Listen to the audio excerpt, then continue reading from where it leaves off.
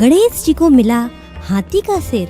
हिंदू पौराणिक कथाओं के अनुसार भगवान श्री गणेश जो प्रथम भगवान माने जाते हैं, वे भगवान शिव और देवी पार्वती के पुत्र हैं। उनके विशेष गुणों की वजह से वे आसानी से पहचाने जा सकते हैं। हाथी जैसा सिर, लंबे दांत और उसके साथ बड़े बड़े कान, इन्हीं विशेषताओं के कारण उनकी एक अलग पहचान है।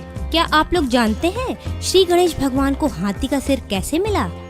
आओ हम इसके पीछे की कहानी जानें। एक बार जब देवी पार्वती स्नान करने की तैयारी कर रही थीं, तब उन्होंने नंदी को दरवाजे पर पहरा देने का निर्देश दिया ताकि कोई भीतर न आ सके।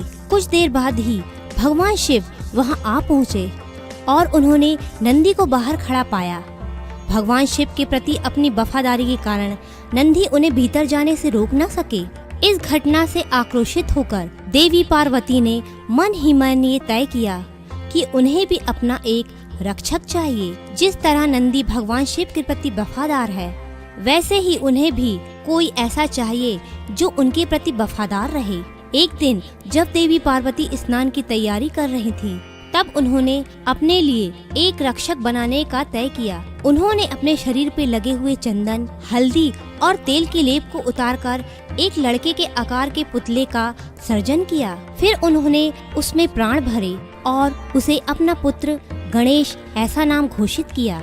उन्होंने गणेश को स्नान घर के बाहर पहरा देने का निर्देश दिया और कहा कि किसी को भी अंदर न आने दे। ईमानदारी के साथ गणेश अपनी माँ की आज्ञा का पालन करते हुए दरवाजे के बाहर पहरा देने लगे। थोड़ी ही देर में भगवान शिव वहाँ आ पहुँचे। एक छोटे बालक को देखकर उन्हें आश्चर्य हुआ और वे भीतर जाने लगे, लेकिन बाल गणेश ने उन्हें अंदर जाने से मना कर दिया। उन्हें यह अच्छा नहीं लगा और उन्होंने खुद का परिचय देते हुए कहा कि वे देवी पार्वती के पति हैं। इतना कहने के बावजूद भी गणेश जी वहीं खड़े रहे।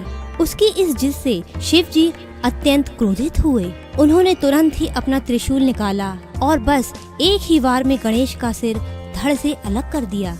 यह सारा कोलाहल सुनकर देवी पार्वती बाहर दौड़ी आई। बाहर का दृश्य देखकर वह चौंक गई।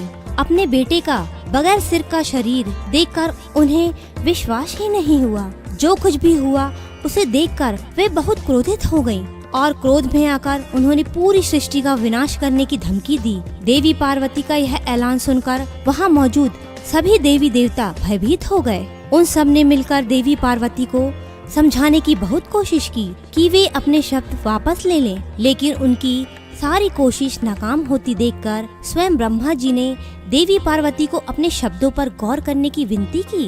अंत में देवी पार्वती ने उनकी बात स्वीकार कर ली, लेकिन ऐसा करने से पहले अपनी भी दो शर्तें रखीं। पहली शर्त गणेश को वापस जीवित करने की, दूसरी शर्त सारे देवी देवताओं में सबसे पहले गणेश की पूजा होगी। इन शर्तों को सुनकर सभी आश्चर्यचकित हो गए। परिस्थिति की गंभीरता को समझते हुए सभी देवी देवताओं ने भगवान शिव से अनुरोध किया कि अब वे ही कुछ कर सकते हैं। अपनी प्रिय पत्नी को रिझाने के लिए भगवान शिव ने अपने गणों को आदेश दिया कि वे सब जाएं और जो भी पहला जीव मिले उसका सर ले आएं और खास ध्यान रखें कि वह सिर उत्तर दिशा की ओर हो।